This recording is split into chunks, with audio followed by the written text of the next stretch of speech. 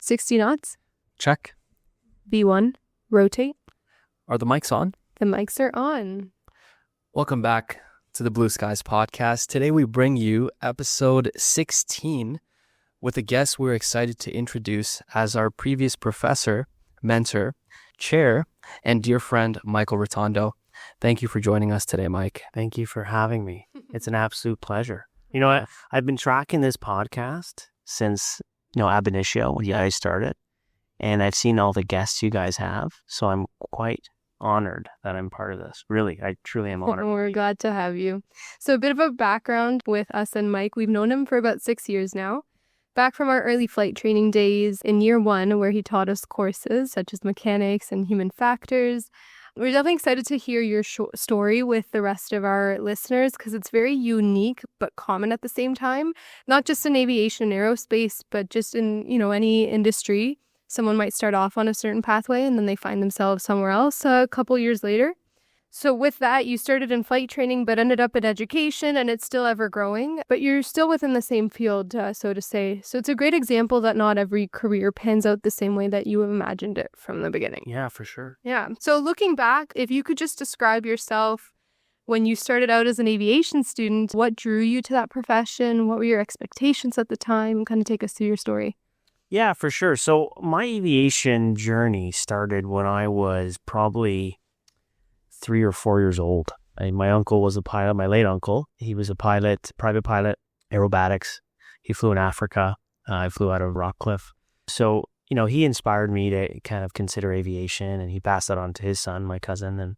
And I kind of took that and ran with it. I joined the Air Cadets, and I think I was in grade 7. I was 12 years old at the time. So I did that. It was fun. And, as I started growing up, kind of getting the talk on, hey, what are you going to do? What do you want to do for a career? I always kind of gravitated to being a pilot.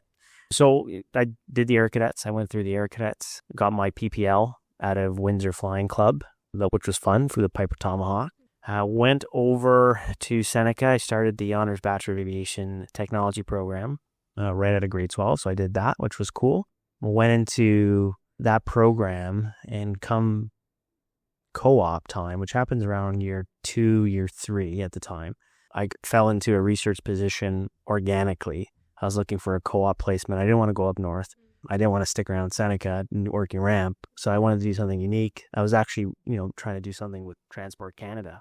For some odd reason, paperwork gravitated to me at that time. I don't know why, but it just did. But I fell into this institutional role doing research, and I kind of fell in love with research, but also kind of institutional knowledge, institutional training. And from that point onwards, I kind of started feeling a yearning to kind of go more the academic route. And that's kind of, the shift in my career from that point onwards. What totally sparked that, I don't know. It kind of organically formed. But what initially attracted me to aviation was flying. And that's what I thought. I was like, I want to do this for the rest of my life. I thought it was cool. And it probably wasn't until year 2 that when I was going through the program and I started seeing other careers in aviation, air traffic control being one of them, even watching my own professors at the time teach me, I was like, wait a second, that's a pretty cool field. How do you do that, right? How do you be an aerospace engineer? So I started kind of dabbling in different occupations. And at the end of it, what I determined was I like flying. I just don't love it.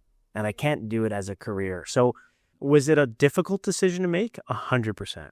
Very hard, but I don't regret it at all. I love that I had that kind of motivation to switch, because aviation is not just about flying. There's other occupations there that one can do. So what attracted me initially, actually funny enough, from the onset, aside from my uncle and the Air Cadets, was Mayday. And there's my researcher brain going what is it about Mayday, that air crash investigation, that made me spark an interest in flying, right? And it's not just me. Others have told me too that, when they were a kid watching Discovery Channel, they would watch Mayday and be like, yeah, I want to do aviation. So you guys didn't run from that, looking at aviation crashes? You're like, no, I was like, yeah, I want to do aviation. That's just, that was so interesting. Yeah, if I ever get back into research, I'll probably look into that. I thought it was so cool. Well, one point you mentioned was it was definitely hard. And for many students or just people in a different industry, stepping away from what they initially sought out for, it could be flight training in this case, it might feel like giving up. Did you ever struggle with that feeling of you giving up from what you had initially sought out to do? Did it ever feel like a disappointment, or you were going to be a disappointment, or were you always comfortable?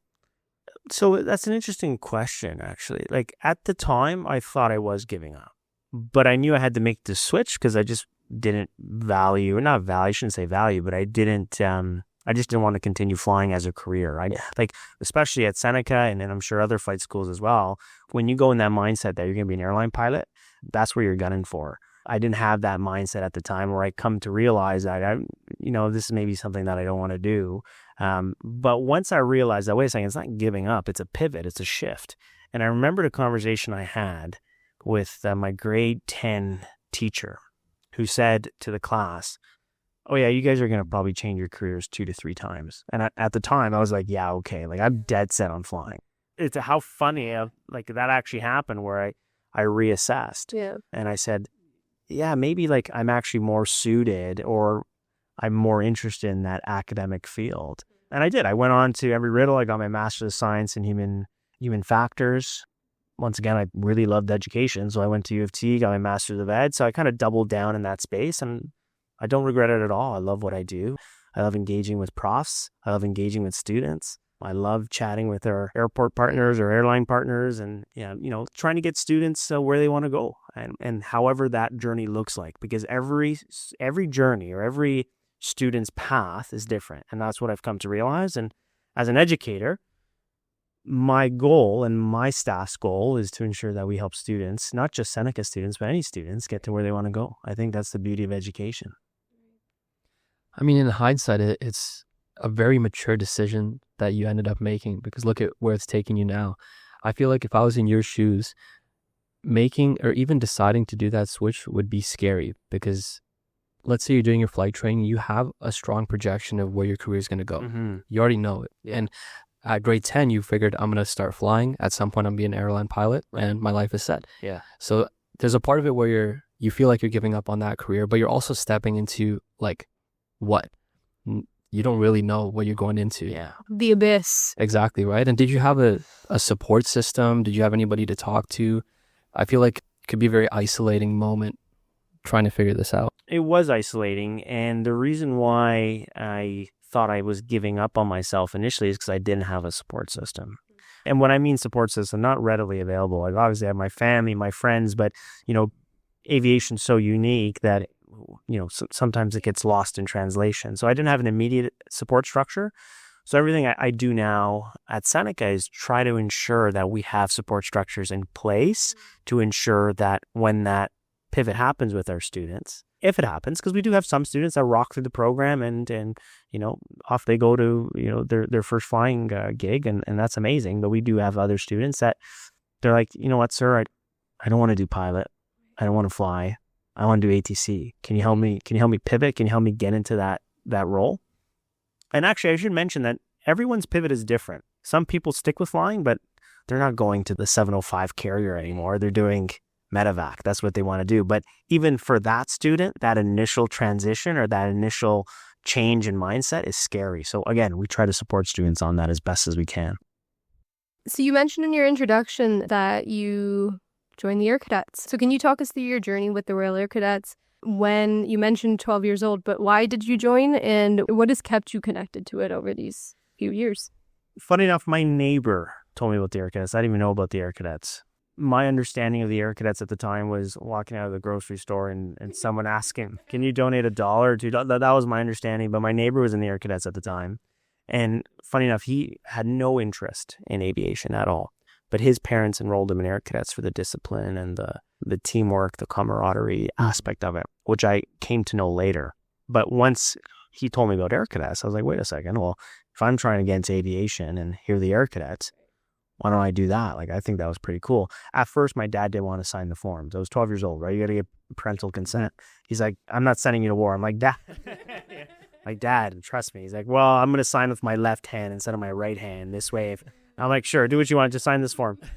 So it was funny, and looking back, he's a great supporter of the program. And it's funny that we talk about career change. I didn't know it at the time, but if you go through the Air Cadet program, one element of the Air Cadet program is actually teaching. So in the advanced senior years, you're instructing junior cadets. I didn't know at the time, but doing that actually kind of sparked my interest in teaching because I became full-time prof at Seneca. I taught in both the Honors Bachelor of Aviation Technology program and our Aviation Operations and Aviation Safety program. But I didn't know it at the time. But that seed that was planted, again, organically formed. So when I did, go through that pivot, I was like, oh, wait a second, this feels natural to me. And it was really cool to kind of experience that. And I'm a big supporter of the program because that program just didn't give me a pilot's license. It gave me more than a pilot's license. It gave me friends that I still talk to today. It gave me discipline. It gave me communication skills, which I hope I'm doing a good job today, by the way. It gave me a whole bunch of things that, those soft skills that, again, we're trying to instill in our students. Right. So very, very cool program. And if anyone wants to join, I highly recommend it. Yeah, it's so interesting that you say that because I went through the Air Cadet program as well. And I had the exact same experience where coming into the program, I was like a really shy kid. And leaving the program, I was like Same. an adult and I could speak and I could teach. And now I have a strong passion for teaching, which now has led me into a flight instructor role at the moment as well. So I can see how that kind of parallels. And I hope that others experience a similar thing. But in terms of the Air Cadet program, for other students or young individuals, maybe even parents listening, that have children interested in joining the aviation industry, can you explain maybe some of the benefits of joining the Air Cadet program at a young age? Yeah, definitely. And I think that's a great question. Like I said before, with when I was a kid, not many people know about the Air Cadet movement until you're actually in the program, attending weekly training nights. And when I say the Air Cadet movement, I really mean there's the Air Cadets, there's the Army Cadets, and the Sea Cadets. And all three of those programs really instill those soft skills, which at that age, you're probably not getting anywhere else, unless you do team sports. I think that's a given, right? But I'm talking about the teamwork aspect, camaraderie, leadership skills, which is huge nowadays, communication, presentation, teaching, just a simple salute carries its weight, right? Recognizing position, recognizing rank. Again, these soft skills that oftentimes are hard to teach in the classroom. So you're relying on experiences like the Air Cadet movement to really drive that home. So yeah, I definitely encourage parents with young kids that are interested, not just in aviation, like I said, but something to do as a extracurricular activity, to really consider that program, because you'd be surprised, like what you were saying, Aryan, where you go in as a shy kid. I was the same way. I went in as a shy kid. I did a 180. I left that program, and to be honest, my last training night, I got very emotional because it was something that, you spend 7 years with, you spend 8 years with, and you leave with a whole bunch of skills that you didn't know that you could do. I'm just such a huge advocate of the program. With our Peterborough-based program, we sponsor the local Air Cadet unit or squadron out in YPQ, so we're just huge supporters of the program. And I guess on theme with this episode today and change and pivots in careers, I think soft skills are necessary wherever you go. 100%. Even if you don't end up staying here, no matter what industry you end up in, leadership is always going to be a skill that every employer looks for. So I think that's important. Can you kind of walk through a very, very brief overview for any parents or any students or listeners that don't know what being in the Air Cadets entail? So what's a day-to-day? How much of a commitment is that? Like what are they signing themselves up for? Yes. So it's very similar to the reserves in that regard. So if you come from a reservist background, you'd understand a bit about it. But obviously for a young kid or a young adult, they probably don't know about that. So you would be, your training night is your 3-hour commitment per week, essentially, where you would show up, for example, at 283 Squadron, where Woodbridge-based squadron in Ontario, where I did my training for 7 years. You would show up at 6 o'clock, and by 9:30 is dismissal. And between 6 and 9:30, there's usually opening parade. So everyone kind of stands in the center of the parade square at attention, whatever the case may be. The chief warrant officer, who's a cadet, 18 years old, comes out, explains, hey, this is the training night. This is what's going to happen. Oh yeah, by the way, don't forget to visit supply to get your uniform. Kind of like homeroom. And then you would have your training. It's usually across 3 periods. It could be drill related, could be aerospace related, could be citizenship, which are, in my opinion, some of the best lectures. Is it like Canada related? And yeah, exactly. So that's another thing about the program. The Air Cadet program just doesn't build up aerospace knowledge. It builds up that Canadian citizen value to being a good neighbor, being a good role model, Right. right? Those leadership classes. So you have a whole bunch of classes. Sometimes you even do sports, if it was a sports night. And then you end off with a closing parade, which is like kind of just the cherry on top of the night. Right. Commanding officer comes out or one of the officers comes out, sign up for any activities, and off you go. So for parents listening, it's not their child going to war. No, it's not. No, it's not. That's what my dad believed back in the day, but it's definitely not. It's definitely not. Even myself as a child, I thought I'd show up and I'd have to run laps and do push-ups and just No. training the whole day. Or, But it's not like that. make no mistake. So it is supported by the Department of National Defense, like because there's officers that are essentially the adult supervisors, but there is no commitment to the military required. You're actually not part of the military at all. Hopefully some people feel more at ease. Yeah, mind the pun. If Yeah. at ease, that's true. Do you have a follow-up to that one? I was going to say, are you still connected with the Air Cadets today? I visit them from time to time. So I did another pivot. There you go. So I was a cadet officer, a cadet instructor cadre officer, CIC. So after I left the Air Cadets, I took a bit of a break. Obviously, I was at Seneca. I did my schooling, all that stuff. There's an element of the Air Cadets that they teach you is giving back. So I went back into uniform, but this time I actually joined the Canadian Armed Forces as a CIC officer. I did that for about 2 to 3 years. And then I subcomponent transferred to the Primary Reserves as a Training Development Officer, TDO. So now I'm based as a Class A reservist in Borden. So I'm not really involved on that level with the Air Cadets, but with Seneca, I do sponsor a couple of Air Cadet squadrons through the school, whether it's renting out space or not renting out space, but giving space or allowing my instructor to go present on a given day, just a couple of Air Cadets. We provide support that way, but I visit them from time to time. Like I said, I still connect with my cadet friends. Instructors from Seneca will go there and teach some subjects and theory or whatever once in a while. And we bring them on campus. We give tours. It's mostly for ground school. And we have a great relationship with the local Air Cadet Squadron in Peterborough. I believe it's 534 Raider Squadron. They come out to Seneca for their ground school. So we have some instructors, some Seneca senior students that teach them ground school. And it's part of their staff too. So. And do you find from the students that join flight training at Seneca, a lot of them have been in the Air Cadets, or is it a mix? It's a mix, a good chunk. Do you notice differences? Yeah, well, I won't give away my secret. In the military, you say switched on. So sometimes, we get some students that don't know exactly what flight training or the intensity of flight training is. So for them, it's a learning curve. But with those Air Cadets that come in for flight training, or even if you're studying any other subject at Seneca or post-secondary, they kind of have that discipline, that switched on factor, if you want to call it. Right. So yeah, we do notice a bit of a difference. Wow. Well, I'm glad that I feel like you gave a very good description, a general description to the Air Cadet program, and I've been waiting for a guest to speak about it because it has a place in my heart. But now this is a part of what you do. Let's pivot into another direction. That's the theme of today's discussion. Exactly. Let's look at your entire career. Would you be able to kind of talk more about your current role and what you feel are kind of the biggest challenges, biggest rewards of doing what you do now, and maybe elaborating a little bit more on what you do? Right. So I am the chair for the School of Aviation at Seneca Polytechnic. So I oversee 3 program clusters. The flight training program, which is the Honors Bachelor of Aviation Technology program, the aviation operations and aviation safety programs, and then the flight services programs, which is based at Newnham. I'm soon going to be launching, hopefully, pending ministry approval, the Bachelor of Aviation Management program, which is expected to launch September 2026. So that's another element that we're bringing to our program portfolio. But I am essentially the head for the school, so I'm essentially the administrator responsible for each of the different programs. My day-to-day is always different. So I'm doing promotional activities for the school. I'm dealing with student cases and potentially academic cases, working on curriculum development, supporting our professors who in turn support our students, dealing with parents. My day-to-day always fluctuates.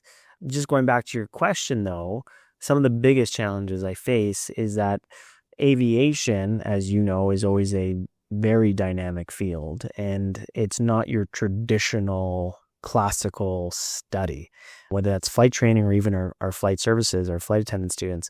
It's usually an expensive program to run, to operate. So that's kind of the biggest hurdle. It doesn't fit within the normal confines of an academic program. However, I will say that the most rewarding factors are students. And that's not just to be cliche and cheesy. I really mean that. There's something about an aviation student that they want to be here. They want to learn. They want to know what that airplane's doing. They want to learn how to be better at the skills that they want to learn, right? So it's a constant back and forth, and it's so rewarding to see a student show up to your classroom asking questions, wanting to know, hey, sir, why does the airplane do that? Or, why did that accident happen? Or, hey, can you tell me more about what an air traffic controller does? Like, those are some great questions. And again, I'm so proud of our students for just engaging with their own studies like that, truly. By the way, I hope I was a good prof when I taught you guys. Oh, yeah, you were. You are, Faith. One thing that I remember telling everybody that asks me, oh, do you know Mike Rotondo? I'll be like, when I was a student, he was a TA. And he grew and I grew. And it's just so nice to, like, you see your peers grow around you, but you don't see your supervisors grow around you in such depth. So I think that's always nice, and it's inspiring, I would say. Yeah. Thank you. Not only that, but because you were an assistant TA, I don't know if that's the correct term, but when we first knew you, that was your position. You were very close with the students, so there wasn't really much of a segregation between you and the others. So Trisha, myself, and others could always come to you and ask questions, just chat. It's very open in that way. I bet you students still feel like there's an open door and they could just come up to you and have a chat, because that's the type of person that you are. I try to be. And like you said, like, even going back to my own career, and not to go back to the original question, but that pivot, yeah, it's scary at first, but who knows what happened at the end, right? You never know. You mentioned that you always had a passion for education. You went back and you did your master's. You did 2 different masters. What was the spark for that? Like, I know it's because you obviously enjoyed study and being in that environment. How did that help you with trajectory within your career? So the Masters of Science in Human Factors and Advanced Aeronautics, I wanted to finish off and get a degree in aviation. That kind of sparked me just to kind of go within that field. Again, at the time, I didn't know that master's would help prepare me to teach at Seneca. But once I completed my master's and I was teaching, I fell in love with that institutional vibe, that training, that educational kind of acumen. So I went to U of T at Oise. I got my master's of education in higher education, focusing on leadership. And that prepared me to dive into this whole administration field, which I'm in right now. And again, it's been a fun ride getting to support students, but not only support students, but support the faculty and the staff, which in turn support our students, is something that I look forward to each and every day. And once you adopted your role currently, you knew students on, again, a TA level, professor level, to now being the boss of the staff. What was that change in relationship like? Like, was it ever imposter syndrome, I'm not supposed to be here, or people that may have been above you once are now beneath you as, in the chain of command? Was that ever even a thing, or how did that feel? Yeah, before you answer that question, one thing I don't think we've highlighted is your career progression. It was kind of like a meteoric rise from a TA all the way to chair of the entire school. And I don't know if the listeners truly grasp how long that's supposed to take and how long it actually took. I try to stay humble with it, but yeah. Interesting ride for sure. It's funny, like Mason Fraser, who and I work closely with, he's the chief flight instructor at Seneca, and he was my prof when I was a student. So now he reports to me. Yeah, exactly. So he reports to me now as associate director of flight ops. But just going back to it, it's just the culture of the school. At the end of the day, what I think unites this school is the passion of aviation. So whether you're talking to a professor within the flight services program, a prof within the safety program, or one of our flight line professors, I think that commonality is student support, but also it's that drive for aviation. I bring it to a different lens. I bring it from a management lens. I bring it from a training lens, and vice versa with each of my staff. But I think that's what kind of drives us as a team is not only, hey, let's get students to where they want to go, career ready, but also that drive for aviation. What do you think it is about you that led others to believe that you are the person for this role? I try to put a smile on my face each and every day. I don't know if that's kind of what got me here. I'll ask my boss that question. No, you gotta toot your own horn sometimes. I honestly think if you boil it down to a business perspective, is what do we do here at Seneca? At the end of the day, our job is to get, again, I'm going to repeat it, is get students to where they want to go. So if everything you do as an administrator is to ensure that our goal is to align with students' goals, you can't go wrong. So I think by instilling that vision, I think is what kind of, helped propel me, I guess, to my current role. But again, it's also supporting others too. And I'm learning that as I go, right? I've only been a chair for about 18 months, give or take. So, there's still a learning curve as well. And I think that's the best part about it is just constant learning. Yeah. Throughout your career here, have you ever had a student come up to you, say that they were struggling with their career choice and that they did want to pivot? And what was that conversation like? Like, what advice would you give to a student that was struggling or doubting their path? So what I usually start off with, and it usually works, is the 24-hour rule. Someone taught me that. The 24-hour rule is, okay, you're faced with a problem, and a lot of people think you need to make a decision on that problem like ASAP. You don't. Spend 24 hours. Take a step back. Rethink. Reassess, right? Chances are after that 24 hours, you have a different perspective on that problem. So when a lot of students come in and they're like, sir, that's it. I'm done. That's it. I'm over this. I'm like, okay. Take a step back, pause, spend 24 hours, come see me back in 24 hours the next day. They do. They're calm. They're collected. They're like, sorry about that. What happened? Well, they failed the flight test. And now they think because they failed one flight test that their career is over. It's like, no, you can't take that approach, right? Like even when I was a student looking back, I used to apologize to my flight instructor when I was doing flight training. And he was like, why are you apologizing? You're here to learn. Like, I don't know, Ariane, do you come across students that say, sorry, I botched that? A little bit, actually. Yeah. A little bit of shyness in there. And you have to emphasize. Yeah, I think every student's different. And when you come across those students, it's just reassuring that like, it's okay to make mistakes. This is what you're here to do, is you're here to learn. So yeah, I usually implement the 24-hour rule and it usually works. And then you get that student that comes after 24 hours and they're like, yeah, I'm still not feeling it. And then we have a very, very productive discussion. The other day, I followed up with one of the students that I had this conversation with, I think 2 years ago. Right. They're doing wonders in ATC, in air traffic control, based out of Vancouver.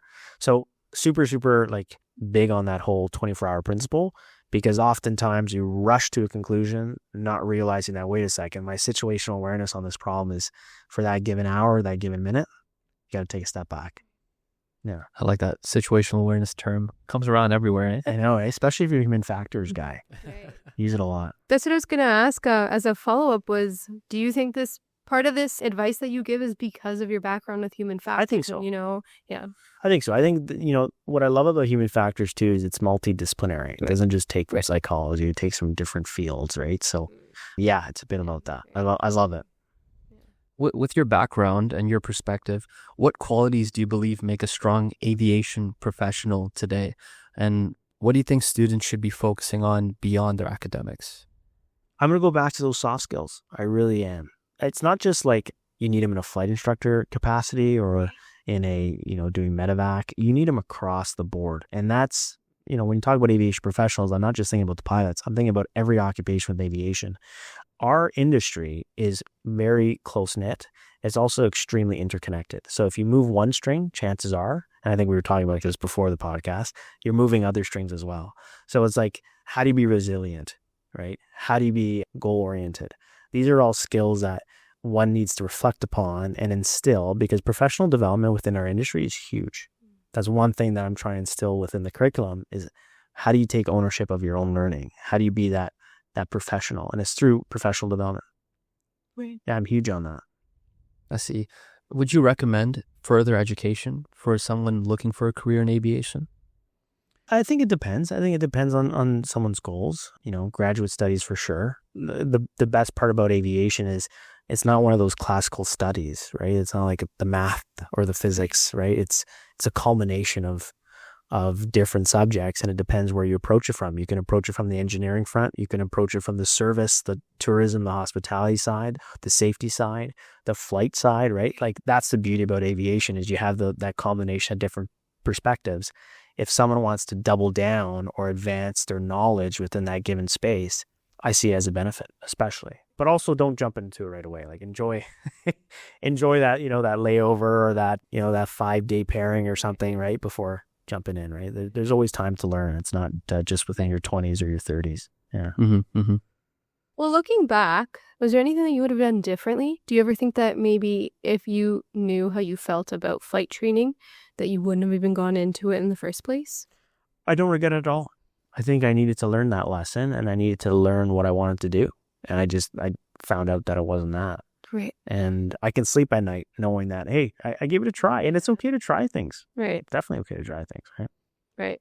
Do you have any regrets on the way your pathway unfolded? Is there anything that you wish you could do back then? Like looking back, if there was a student asking you like, hey, sir, what's one thing that you wish you could have done? Because I feel like this, and your answer could be no, because you've done a lot. Like you've done the Air Cadets, you've done the flight training, you went into education, you did further education, higher education. Yeah. Is there anything in between? Like it could also just be for the betterment of like your personal life or your mental health outside of all your career stuff.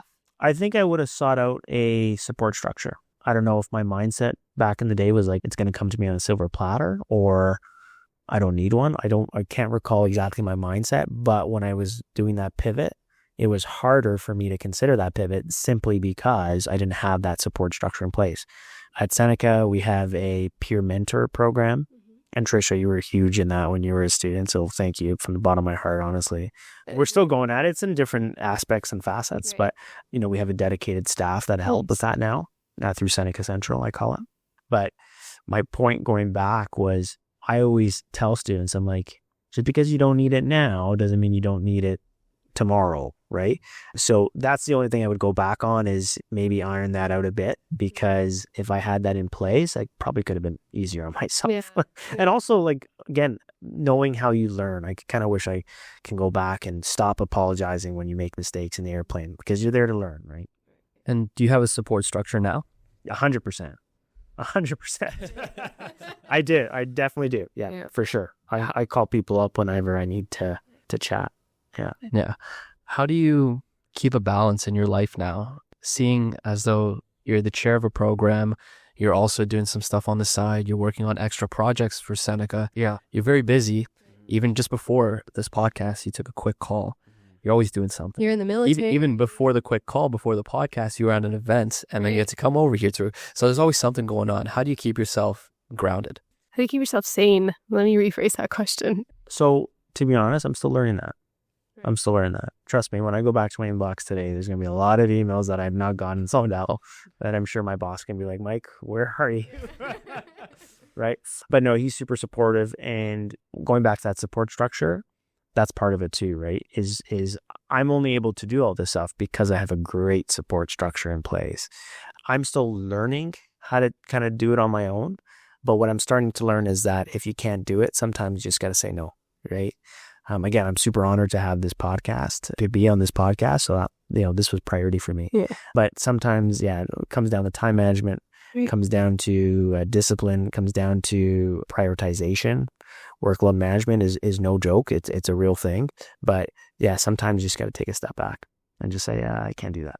Right. And it's okay to. Yeah. It's a good message. I think we've heard that across a few of the podcasts from people after their 50-year career unfolded. And the one thing that they said that they wish people could understand earlier on is how to say no. Yeah. Because I think especially in this career, you're driven with the mindset that you want to take it all on because you want to show that you're a person that can take it all on. And that's where you get burnt out. Exactly. Yeah. So it's a good message to leave out there. Well, with everything that you've accomplished so far, what's next for you? What's next for the big Mike Rotondo? Oh, I don't know. Any special projects? Like, I know you've got stuff with your career and like Seneca going on. Yeah. Is there anything that you want to do? Are you planning to go back in and get a third master's, go for your PhD? I was thinking of my MBA actually, but On the theme of burning out, yeah. yeah, I think I'm going to chill out for a bit. I was thinking about that. I was like, you know what? I think I'm good like this for the next couple of years. Why are you considering an MBA? Just because I'm in the management space now. Yeah. And again, I don't need it. Right. But I just kind of, I just, That's something, fair, something to learn. Right. I guess that just shows a little bit of who you are. Like You're there. Yeah. But it'll just help. Yeah. Just for fun. It's going to break my bank account, but just for fun. Well, one thing, again, that always stuck with me was just watching mentors grow. I mentioned that before. And again, when we started out, where you were and where we were, and today you're the chair of one of the most renowned aviation schools in the country. And we're just in awe of how much you've accomplished in the short span of time, all while keeping the greater picture in mind with what benefits your students and what's in the best interest of the students and staff. And by being one of the most humble mentors that we've ever met. Yeah. So definitely we want to thank you for your time, taking a small chunk out of a busy day for not only us, but for the listeners. And hopefully if it might not be every single person that listens to this podcast that can relate, but if there's one student out there that's like struggling with this and they might not know where to go, maybe they learn from your story. And that will put a smile on my face, honestly. I do want to say something quickly. And when you ask me what's the most rewarding experience, so definitely getting to see students engaged, that's for sure. But I should also say getting to see where students end up. And I'm looking at 2 former students of mine that are part of this amazing podcast that provide a voice to those within industry and to those that want to get in industry. Right. And I can't be any more prouder of that. So honestly, like this right here, if I can sum it up, this is a rewarding experience. Thank you. Yeah. Well, again, we're very happy that we could share part of your story with the rest of the industry, and hopefully it resonated with a few out there. But thank you for your time. We look forward to seeing what you end up doing next, and hopefully doing, an episode 20 episodes later and just catching up and seeing where you're at. I love it. Yeah. Thanks so much. Yeah. And to our listeners, thank you for joining us. This has been episode 16. I can't believe we've done 16 with the Blue Skies podcast. We wish you all blue skies and tailwinds ahead. We'll catch you for episode 17.